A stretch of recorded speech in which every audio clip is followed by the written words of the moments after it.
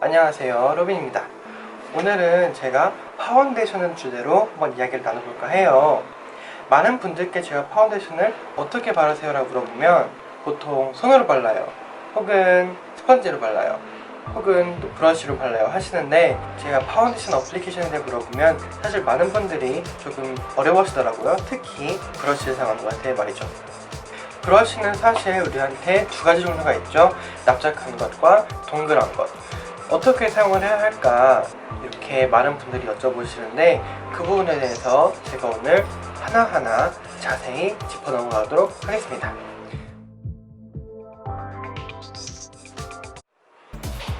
자, 파운데이션에는 사실 많은 종류가 있죠. 리퀴드도 있고, 또 크림도 있고, 쿠션도 있고, 뭐 젤도 있고, 굉장히 다양한 종류의 파운데이션들이 많은데, 그 중에서 저는 가장 기본이 되는, 그리고 이 기본만 깨우쳐도 내가 어떤 파운데이션을 다 바를 수 있는 그런 제형을 가지고 여러분들께 어떻게 파운데이션을 발라야 하는지 알려드리도록 할게요. 저는 오늘 첫 번째로 납작한 파운데이션 브러쉬를 사용해서 파운데이션을 발라줄 거예요. 왜냐면 제일 기본이기도 하고, 이 브러쉬를 어떻게 사용하는지만 알면 어떤 브러쉬를 사용하더라도 뭐든지 간단하게 컨트롤하기 쉽기 때문에 납작한 브러쉬를 사용을 해서 파운데이션을 바를 거예요. 파운데이션을 좀 팔레트에, 이렇게 위생적인 팔레트에 한번 덜어내도록 하겠습니다. 이 팔레트는 메이크업 포에버에서 나온 팔레트예요. 제가 알기로는 시중 매장에서도 구매할 수 있는 걸 알고 있거든요. 그래서 구매 한번 하시고 필요하다면 그때는 구매하시는 게 좋겠죠. 일단 파운데이션 이렇게 덜어냈고, 그리고 컨실러를 같이 전 섞을 거예요. 대략 이렇게 컨실러랑 파운데이션을 반반씩 섞을 겁니다. 저는 오늘 크림 컨실러를 사용할 거예요. 왜 크림 컨실러를 사용을 하냐 하면은 제형이 가장 무겁기 때문이죠. 파운데이션은 제형이 가볍지도 않고 무겁지도 않고 딱 중간 정도의 제형이고, 컨실러는 굉장히 꾸덕한 무거운 제형입니다. 이 두 제형을 사용해서 같이 얼굴에 발라줄 건데요. 이렇게 믹싱을 하겠습니다. 자, 파운데이션을 믹싱을 좀 했는데요. 제가 왜 굳이 이렇게 무거운 제형을 사용하냐 하면은, 사실 파운데이션은 저는 개인적으로 무거운 것이 더 좋습니다. 왜냐면 파운데이션의 제형이 가벼우면 가벼울수록 우리는 얼굴에 더 많이 덧발라야 되기 때문에 차라리 이 제형을 한번 얹는 게 훨씬 더 메이크업이 내추럴해 보인다는 것이죠.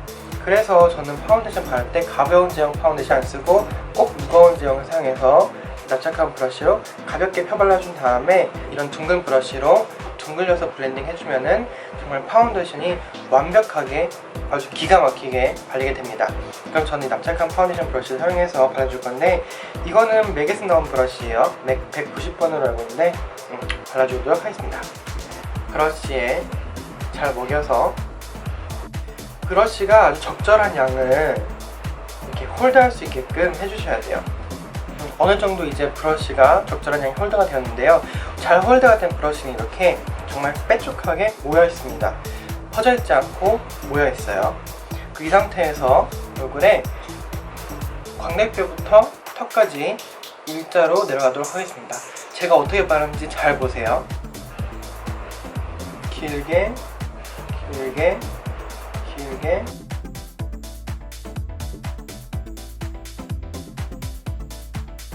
이쪽이 제일 무겁고 갈수록 이제 가벼워지죠. 반대쪽도 마찬가지로. 제형이 없다면, 제형이 좀 없으니까 여기도 이렇게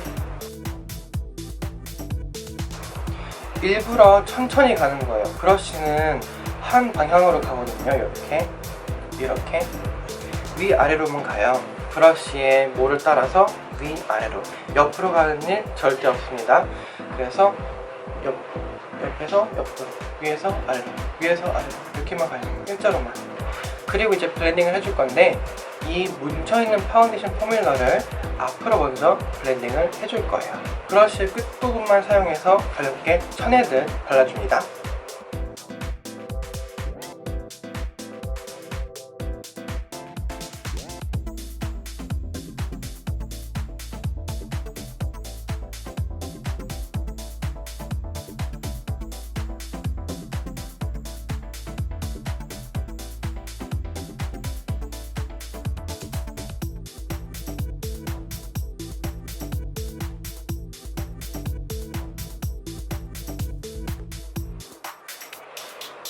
자, 그러면 어느 정도 이제 얼굴은 거의 다 커버가 되었는데 아직 옆쪽이랑 이마는 파운데이션이 전혀 안 발린 부분이거든요. 이런 부분은 남아있는 양을 사용해서 발라주면 되겠습니다. 마지막으로 한 번 더 브러쉬에 먹여주시고 긴 스트로크를 이용해서 해줍니다. 이런 식으로 말이죠. 마찬가지로 끝부분을 사용해서 가볍게 이렇게 긁어낸다는 느낌으로 털 발라줍니다.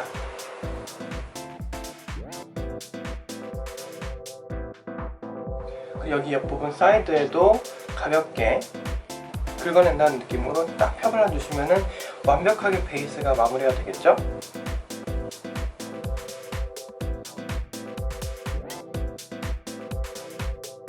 그러면 나머지 얼굴에 조금 더 커버가 필요한 부분이 있을 텐데 그런 부분을 어떻게 커버하는지 제가 알려드리겠습니다. 동일한 브러쉬를 사용해서 누르시고 길게 내려갑니다.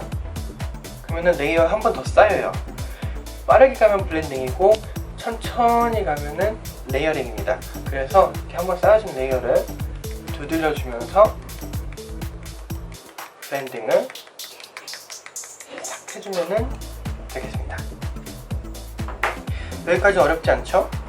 그리고 이제 컨실러만을 사용해서 한 번 더 잡티 커버를 완벽하게 해줄 거예요.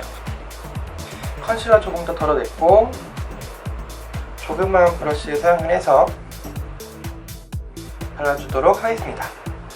작은 브러쉬도 마찬가지로 이렇게 납작하게 잘 먹여주셔야 최대한 좋은 결과물을 만들 수가 있어요. 여기 지금 이거는 커버가 잘 안되는데 이거 한번 커버 해볼게요.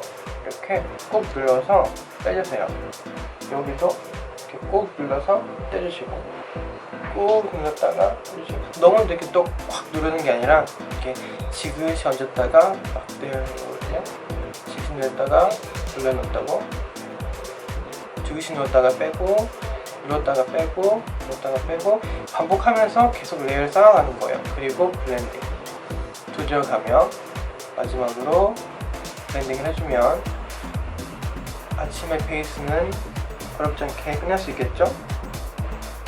그래서 내가 컨실러를 해야 되는 부분은 사실 굉장히 넓은 면적이 돼요, 결국엔. 그러니 너무 걱정하지 마시고 블렌딩을 하시면 되겠습니다. 원래 이 작은 부분만 가리는 게 아니라 작은 부분을 가린 다음에 그 경계면을 넓게 블렌딩을 해줘야 티가 안 나요. 그래야 정말 내 피부인도 피부와 같은 그런 컨실러가 되겠죠. 사실 이런 잡티 커버하는 거는 이렇게 잡티가 하나 둘 있을 때 얘기지 정말 얼굴에 여드름이 가득하신 분들은 정말 미안하게도 그거는 이렇게 할 수가 없어요. 그거는 스펀지를 사용해서 메이크업을 하셔야 되거든요. 그건 제가 나중에 따로 비디오를 올릴게요. 이렇게 가려주면 베이스는 마무리가 됩니다. 그럼 이제 눈 밑에 다크서클은 어떻게 할까요? 눈 밑 다크서클도 마찬가지로 컨실러를 사용해야겠죠? 미리 만들어뒀던 포뮬러를 좀 다시 재활용을 합시다. 그리고 눈 밑에 보이는 다크서클이 딱 부분을 한번 경기면을 이렇게 딱 나눠보세요. 이렇게 이런 식으로 경기면이 보이죠? 경기면 위쪽으로만 블렌딩을 해주시면 되는데요. 이런 식으로 위로 이렇게 딱 넘어가면 다크서클은 색깔이 중화가 되고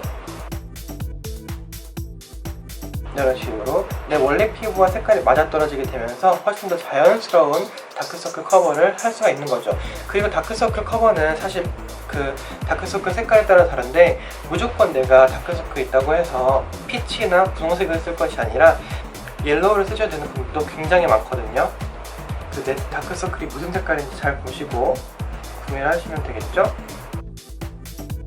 저는 제품 정보는 알려드리지 않지만 브러쉬라던가 뭐 테크닉만, 사실 테크닉이 제일 중요한 거 아니겠어요?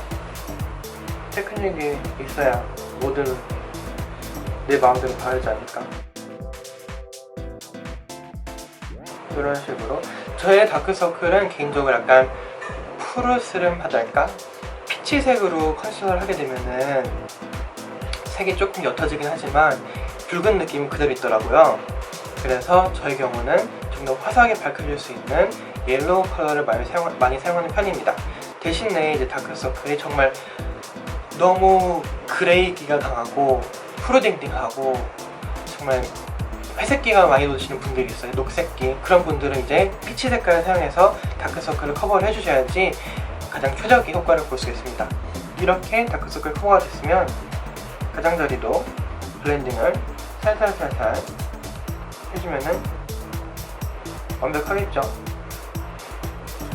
메이크업 어렵지 않아요. 쉬워요. 원래 메이크업은 쉬워야 돼요. 내가 아침마다 메이크업을 하는데 이 메이크업이 나한테 스트레스를 줘. 그러면은 그 메이크업은 좋은 메이크업이라고 할 수가 없어요. 메이크업은 재밌어야 돼. 이렇게 다크서클 커버도 됐고 밝혀졌으면 이제 이런 둥근 브러쉬를 사용해서, 이거는 맥에서 나온 한정판 브러쉬인데 바비 브라운하고 정말 아이덴티컬하게 똑같으니까 이렇게 사용하시면 되겠고, 굳이 이런 브러쉬 아니더라도 블렌딩 할 수 있는 브러쉬는 시중에 많으니까요. 블렌딩 한번 살짝 하시고 정말 모공도 없이 부드러운 피부를 연출하는 데 도움을 줍니다. 이런 식으로 한번 싹 둥글려서 블렌딩을 가볍게 해준 다음에, 그리고 파우더는 저는 손바닥을 주로 사용해서 덜어내요. 루스 파우더 쓸 건데 이런 식으로 젠장 브러쉬를 넣고 주물러줍니다. 파우더가 알아서 브러쉬 안쪽에 들어가기 때문에 이런 식으로 파우더를 덜어냈으면 훨씬 더 간편하게 양 조절을 할 수 있겠죠. 그리고 제일 처음에 바를 거는 T존 부분 눌러가며 발라줍니다. 코 능선도 따라가고 턱까지. 중간 부분을 가장 먼저 매티파잉을 해주시는 거예요. 왜냐면 우리는 얼굴이 센터 부분이 가장 유분기가 많이 생성이 되기 때문에 브러쉬에 가장 많은 양이 묻어있으면 그 많은 양을 여기에 먼저 발라주고 나머지는 사이드로 살짝살짝 블렌딩을 해주면 되겠죠. 이런 식으로 살짝 블렌딩을 해주면은 이렇게 적절히 매트하면서도 무결점의 피부가 완성이 됩니다. 굉장히 쉬운 스텝이니 한번 따라해 보시는 걸 추천을 해드릴게요. 그리고 그 다음엔 이제 컨투어링, 블러셔, 기타 등등 마무리를 하고 나면은 아침마다 할 수 있는 베이스는 정말 빠르고 쉽게 끝나겠죠? 자, 어떠셨나요? 나도 할 수 있다 시리즈 파운데이션 편은 여기서 마무리가 되었는데요. 사실 많은 메이크업 아티스트 분들도 그렇고 저도 그렇고 개개인의 테크닉의 차이가 있기 때문에 어떤 테크닉이 맞는 방법이다라고 말씀드릴 수는 없어요. 그렇지만 저는 개인적으로 납작한 브러쉬를 사용해서 파운데이션 발라주고 둥근 브러쉬를 사용해서 블렌딩 해주고를 제일 즐겨 하기 때문에 저한테는 제일 쉬운 방법이기도 하고 제가 찾은 가장 최고의 방법이기도 합니다.